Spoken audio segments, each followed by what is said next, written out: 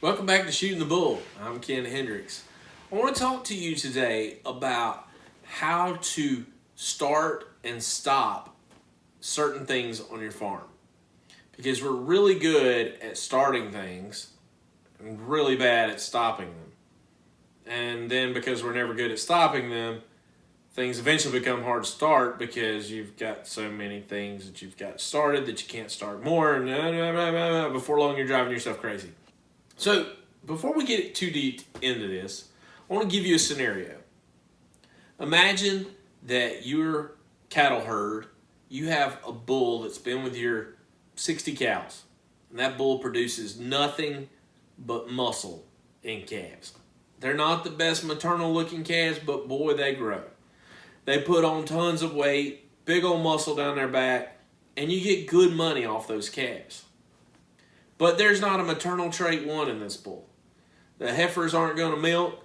They got no depth to them, no capacity.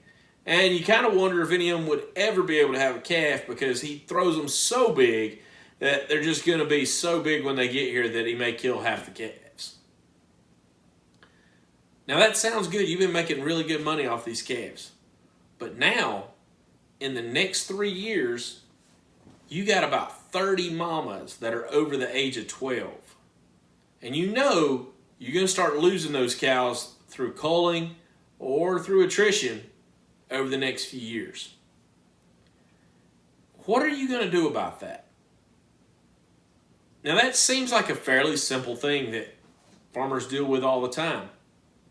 You can either look at replacing the bull with a more maternal bull that you're going to retain some heifers out of. You can go buy some heifers from somebody else and keep on pumping that bull out there. Lots of different options, right? Now, let me take that entire process and move it back to your organization as a farm. What are 5 things right now that you're really good at? Think of it like that bull. He's really good at getting calves that grow, getting calves with big muscle, getting calves that scale for you. See, we're already up to 3 on him, but I want you to think about it on your farm. Not your bull necessarily, although you may want to do that as well, but for your farm business, what are you really good at doing? Your strengths. Are you really good at talking to people and connecting? Are you really good at creating fantastic animals? Are you really good at record keeping? I don't know. What are you good at? Write down 5 things right now. Pause the video if you need to, whatever. Write down 5 things that you consider strengths for your operation. If you can't think of 5, think of 3. If you can't think of 3, think of 2. But think of what are superior strengths for my operation. Next, I want you to write down 5 weaknesses. Think about that bull. He's not good at that maternal babies, right? He's not giving you any milk. The calves come so big that you're not sure that any of those would be able to hang on to them, right? Now take it to your operation. What are weaknesses you have? Are your fences about to fall in? Might be a weakness. Is your herd not that great? Might be a weakness. Are you terrible at talking to people? And you'd rather just be a hermit and never deal with anyone? That's a weakness. It can also be a strength, but it also can be a weakness. In fact, you may even look at some of your strengths and recognize, ooh, that's got an inherent weakness in it. Now, if you've looked at the landscape of your current market and the area around you, you've got your 5 strengths, your 5 weaknesses. I want you to write down 3 opportunities based on the landscape around you that you could seize upon and you could really create a market. Whether that's show animals, whether that's people wanting pets from cattle, whether that's beef opportunities, whether that is selling direct to a packer or buyer, whether it's grain opportunities for you to be able to feed your calves in a more efficient way.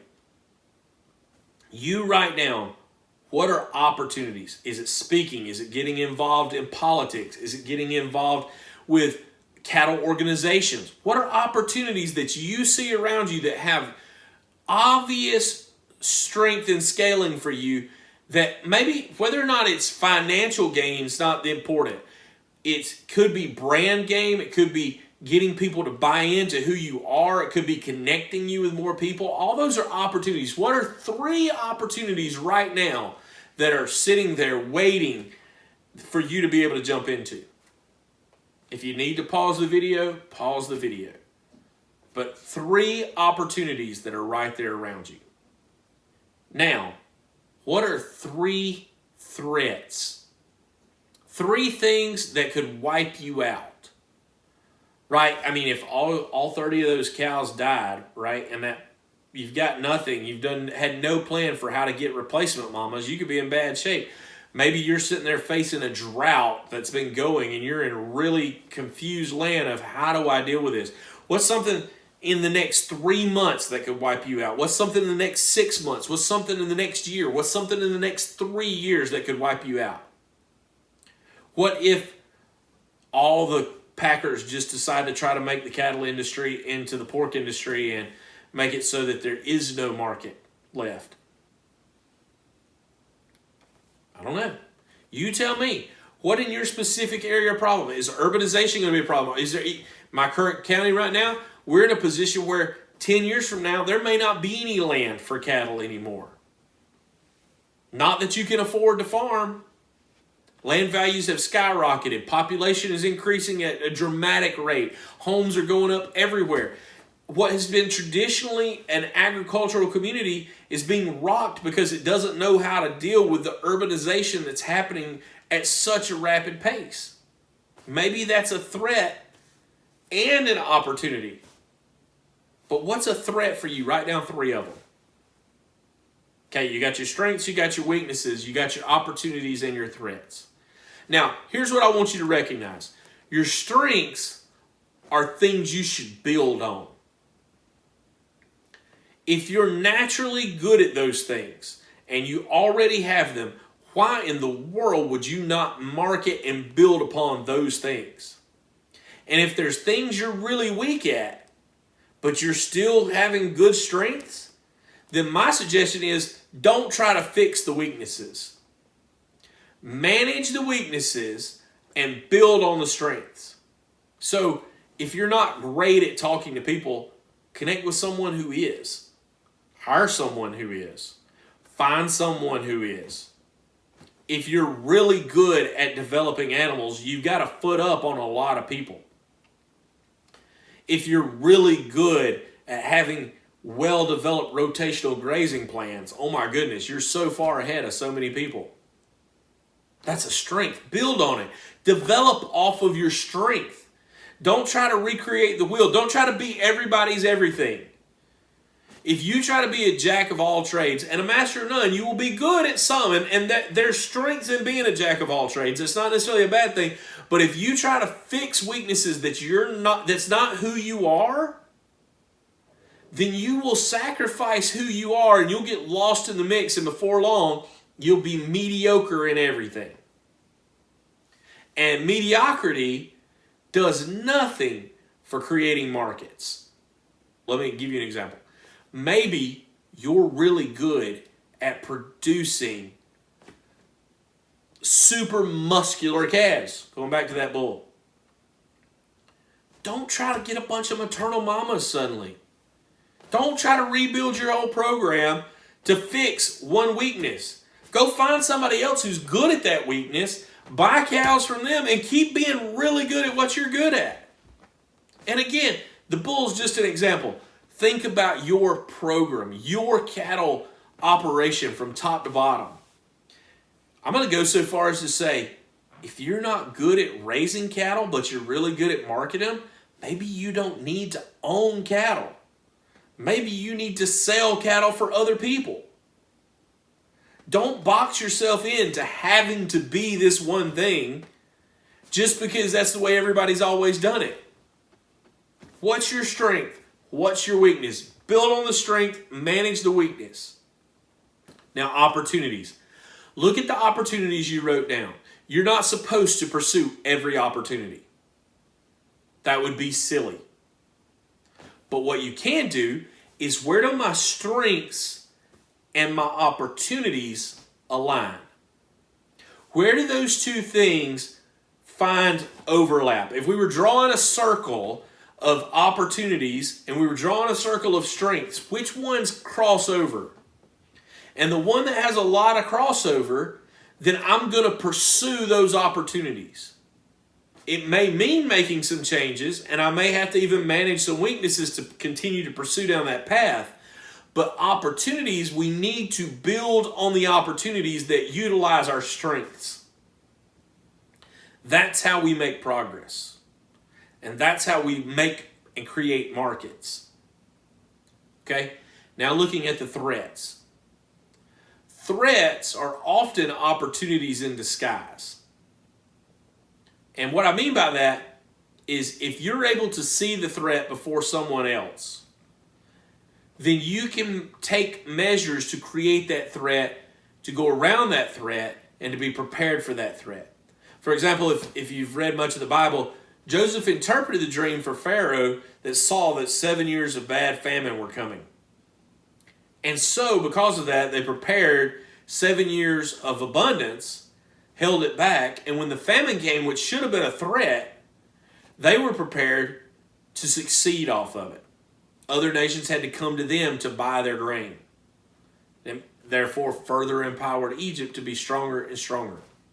In the same way, if you're able to see threats that are coming, see opportunities, and turn those threats into opportunities, you can win. Now, the other thing about threats is sometimes you can avoid them, and that's also wisdom. If you see things coming, hay is going to go through the roof because input costs have gone so high. What can I do to avoid that? Can I move to rotational grazing? Can I increase the amount of grazing that I'm doing and cut back on the size of my cow herd? Lots of different opportunities. I'm just using that as an example. Do I need to find a way to supplement feeding with grain? Do I need to build some things to be able to do that? Do I need to change some fencing and pasture so that it works out well? Strengths, weaknesses, opportunities, and threats. It's good to be able to write those down. But now what you need to do is one final step. I want you to write down one thing today, based on what you just talked about, to start doing. What is one thing that tomorrow morning when you get up, you're going to start doing?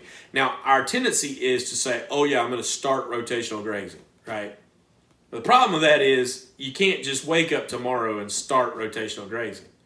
There's a whole lot of steps between making that decision and getting to where you're ready to start rotational grazing. You may have to buy a wire. You may have to fence fields. You may have to get more fields. You may have to get grass and sow grain. You may have to clear pasture. You may have to find people to rent pasture from. Whatever your situation, there's a next step, and I guarantee you it's not, I'm just going to start rotational grazing my cows tomorrow. Instead, what is the next step that you must do? Is it pick up a phone and call somebody? Is it go visit some other farm? And to do that, do you need to pick up a phone and call somebody? Whatever that next step is, write that down. Because our tendency is to make big goals that never move towards them, because the next step is super practical, but we never start it. We never do that very next step. Do the next step. No excuses. Do it. Do the next step. Don't do 5 steps down the road. Do the next step. If you try to take 5 steps down the road, you're going to fall on your face because you don't have the steps 1, 2, 3, and 4, and you're trying to make the leap to step 5. Do step 1. Step 1 matters. And when you do step 1, write down step 2.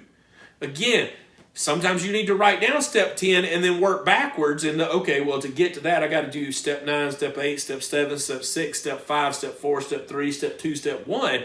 And you got to work it all the way back. But in the end, you need step 1 from where you are. The journey of 1,000 miles begins with a single footstep. But you've got to take that footstep before you take the 1,000 miles. So you wrote down the one thing tomorrow to start. You should never start anything that you don't stop something else. Otherwise, you will kill yourself. So what is one thing tomorrow that you can stop? I'm talking never do it again. Put it down. And again, this may require steps. So I literally want you to write down what is step 1 tomorrow for stopping doing this.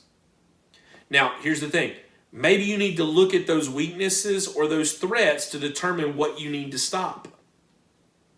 What have I been trying to manage a weakness too much? Why have I been trying to make a weakness a strength, right? Been trying to make all my cattle fit one specific direction, and instead I've ended up with mediocre cows.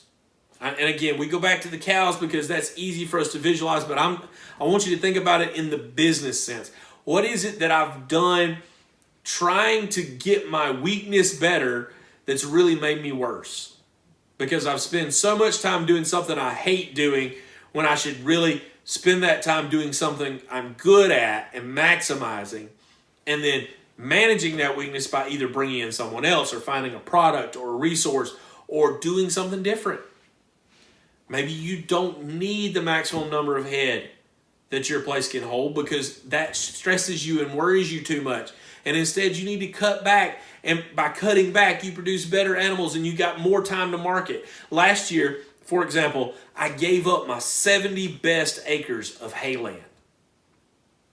I rolled 632 5 by 5.5 foot rolls off of it last year.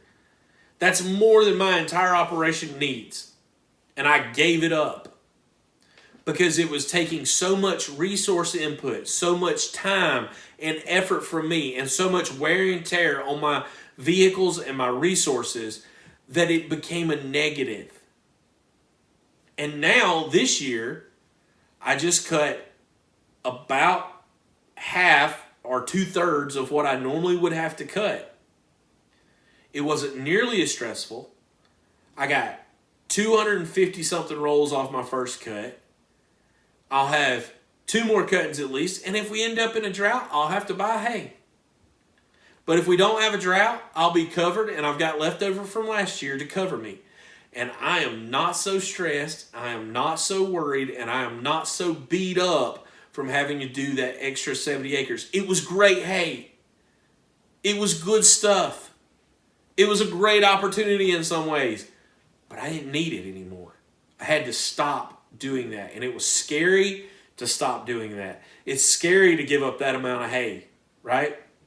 It's scary to stop doing something that you've been doing for 10 or 15 years, that your dad started doing that now you're doing. But I had to do it. And man, I'm glad I did. And there may come a day when I'm not glad I did, but as of right now, I'm super glad I did because it freed me up to be who I am and to do things that I wanted to do, to focus on my strengths and not try to just constantly do what's handed to me. See, sometimes weaknesses aren't just like, oh, I'm weak. Sometimes weaknesses are things that you've just inherited. They're bad habits. They're things you've done for forever, the way you've always done them, but they're not adding to your strength. They're just sapping your energy, your time, and your motivation. And those things need to stop. So what's one thing you can stop tomorrow morning? Maybe even tonight. What's one thing you can stop and move your operation forward? Strength, weaknesses, opportunities, threats, start them and stop them. Because if we can learn to start and stop on a daily basis, we can refine our operations so that we're better at making markets and not just taking commodities. Thank you so much for listening. This has been Shooting the Bull, and I'm Ken Hendricks. Thanks for shooting the bull. And don't forget to like the video and subscribe to the channel so that you can get all the latest updates.